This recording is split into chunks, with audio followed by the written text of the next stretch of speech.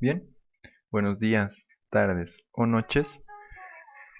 Esta es nuestra clase virtual número 5. ¿De acuerdo? Esta es la parte número 2 de nuestra clase virtual número 5 de la materia de sistemas de control 2. Recordando un poco lo que hemos visto en la anterior clase, hemos visto sistemas de fase mínima y sistemas de fase no mínima. Y nos quedamos para resolver este ejemplo. Bien, esta función de transferencia es una función de transferencia de fase no mínima. ¿Por qué? Tiene un 0 en el semiplano positivo. El ejemplo 2 nos dice, sea la función de transferencia g de s, dibuje las trazas de Bode de dicha función.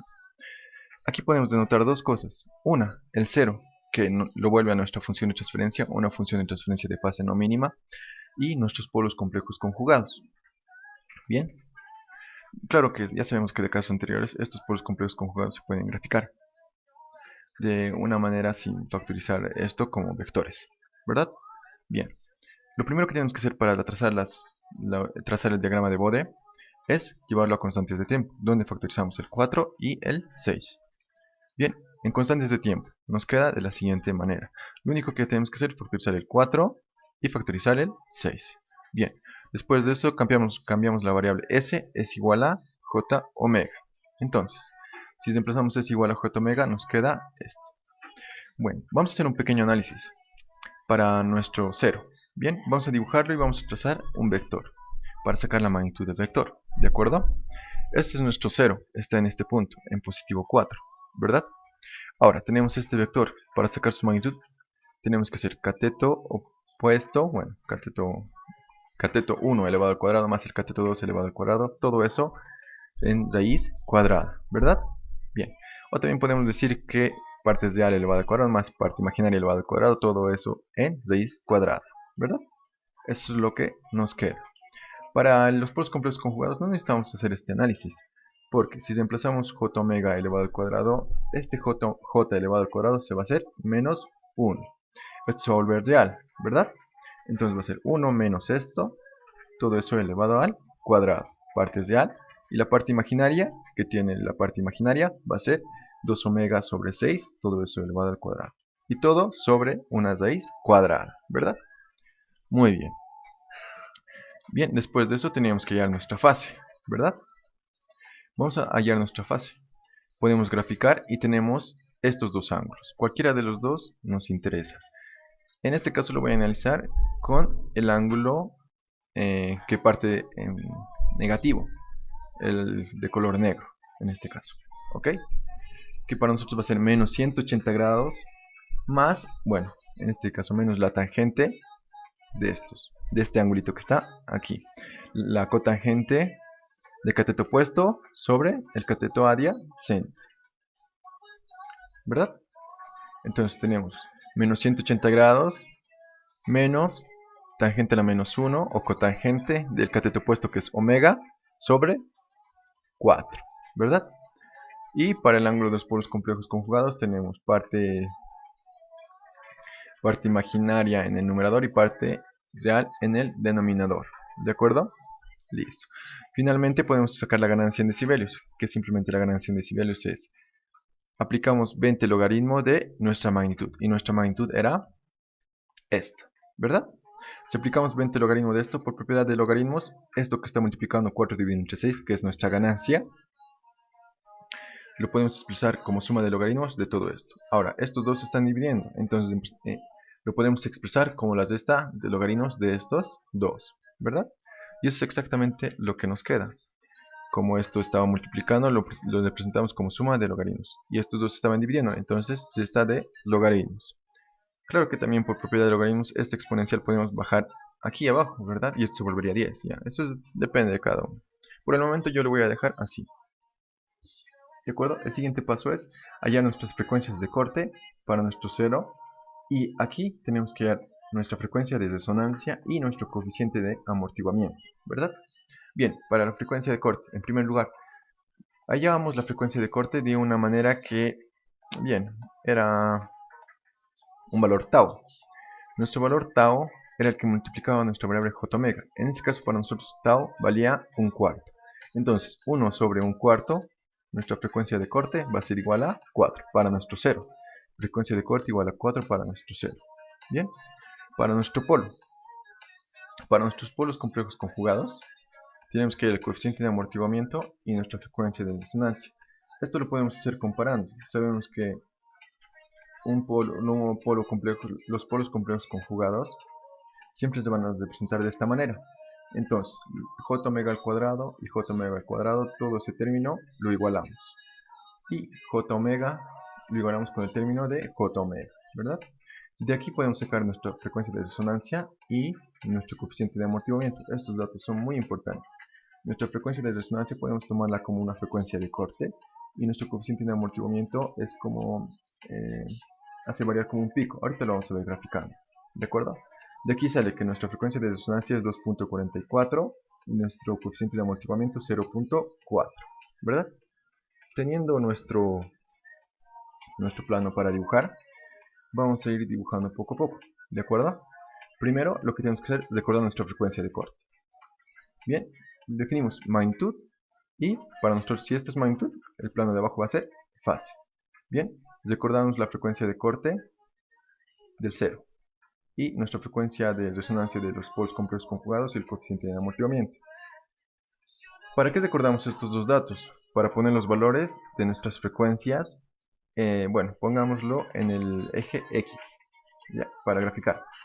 Si nuestra frecuencia de corte es 4 y nuestra frecuencia de resonancia es 2.44, entonces estos dos están en una década, ¿verdad? Podemos poner el 1 aquí o aquí, ya sea para que se vea toda nuestra gráfica. Yo lo he definido de esta manera, el 1 por aquí, para que nuestra frecuencia de corte sea 4, más o menos por aquí, y nuestra frecuencia de resonancia 2.44 sea más o menos por este puntito, ¿verdad? Una vez. Bien. Ahora tenemos que definir los decibelios y los ángulos. Yo lo he definido de la mejor manera para que se pueda notar nuestro gráfico, porque sabemos que nuestro 0 comienza en 0 y nuestros polos complejos conjugados comienzan en 0. Entonces, lo definí de esta manera, ¿de acuerdo? Y para los ángulos de la misma manera. Como sabemos que tiene menos 180 grados el ángulo de 0 y nuestros polos tienen menos 90 grados inicia, una década antes de 0 y una década después menos 180 grados, solamente con ángulos negativos. Bien, procedemos a graficar. ¿Se acuerdan que teníamos una pequeña ganancia? Entonces, nuestra ganancia, bueno, vamos a recordar un poco de nuestra ganancia, ¿de acuerdo? Antes de pasar al otro punto, vamos a recordar nuestro valor de la ganancia. El valor de la ganancia era... Aquí. Nuestro valor de la ganancia era 20 logaritmo de 4 sextos, ¿verdad? Si esto lo metemos a la calculadora, nos va a salir menos 3.5 aproximadamente, menos 3.4 creo que sale. Bien, si es que lo graficamos en nuestro plano, va a ser, si aquí hay 10 divisiones, cada división vale 2 decibelios. Entonces, en el medio de la primera y la segunda división, va a ser menos 3 decibelios, la gráfica de la ganancia. ¿De acuerdo? Bien, graficando esto. Entonces, para graficar nuestro 0, tenemos que utilizar nuestra frecuencia de corte de dato. Bien, utilizando nuestra frecuencia de corte de dato, tenemos que para un 0, antes de la frecuencia de corte, sus valores serán 0 decibelios. Después de la frecuencia de corte, subía con una pendiente de más 20 decibelios por cada década, ¿verdad? Entonces, podemos graficar de esta manera, ¿de acuerdo? Listo. Vamos a revisar. Entonces, decíamos que antes de nuestra frecuencia de corte valía 0 decibelios.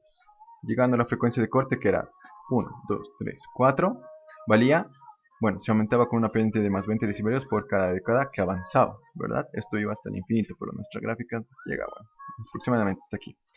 Para nuestros polos complejos conjugados, nuestra frecuencia de resonancia es 2.44, ¿verdad? A la mitad del valor de 2, más o menos. 1, 2 y más o menos a la mitad. Bien. Valores antes de nuestra frecuencia de resonancia valen 0. Valores después van a bajar con una pendiente de menos 40 grados. Bueno, menos 40 decibelios por cada década que vaya avanzando. ¿De acuerdo? Esto porque representa dos polos, ¿verdad? Entonces, aquí está nuestra gráfica de nuestros polos complejos conjugados. Pero recordamos que aquí interviene el coeficiente de amortiguamiento, ¿verdad? Que nos daba un pico o una caída. Entonces, podemos revisar nuestra tablita. Nuestro coeficiente de amortiguamiento valía aproximadamente 0,4. teníamos un pico que aproximadamente vale 3 decibelios más o menos, ¿verdad? Entonces, podemos graficar el pico de esta manera. Finalmente, lo sumamos las tres gráficas que tenemos y sacamos una resultante, nuestra resultante, ¿verdad? Les invito a que esto puedan comparar con el simulado que les he enviado en PDF. Bien, para graficar la fase, tenemos que analizar la fase de nuestra ganancia, que está de color verde. Como nuestra ganancia era positiva, ¿vale? Nuestra fase para la ganancia vale 0 grados, ¿verdad? Ahora, para nuestro 0, para la fase no mínima, tenemos que graficar su fase. ¿Se acuerdan que para nuestro 0 teníamos dos ángulos? Bien, vamos a revisarlo. Vamos un poco atrás y revisamos la fase. Para el ángulo de nuestro 0, que era la razón por la que nuestro sistema era un sistema de fase no mínima, teníamos el ángulo de menos 180 grados y la tangente, bueno, la cotangente de este angulito, ¿verdad? Como esta tangente es negativa, como la cotangente es negativa, podíamos tomarlo este ángulo del 0 como un ángulo de polo. Y en lugar de ponerlo en 45 grados, lo poníamos en menos 45 grados y graficábamos una década antes 0 grados, una década después menos 90 grados. ¿De acuerdo? Es lo que vamos a hacer. Bien, vamos a continuar desde donde estábamos y graficamos. Primero, la cotangente, que en la frecuencia de corte valía menos 4. Bueno, en la frecuencia de corte que era igual a 4 valía menos 45 grados. Una década antes valía 0 grados. Una década después valía menos 90 grados, ¿verdad? Y graficamos el ángulo de menos 180 grados. Si sumamos estos dos, nos va a dar este resultado. Bien, si revisamos, este 0 grados más menos 180 grados va a ser menos 180 grados hasta este punto, ¿verdad? Hasta una década antes de nuestra frecuencia de corte. Y de ahí va a ir bajando, como en esta gráfica. Bien, nuestro ángulo del 0. Claro que este es nuestro 0 por la razón de la que nuestro sistema es un sistema de fase no mínimo.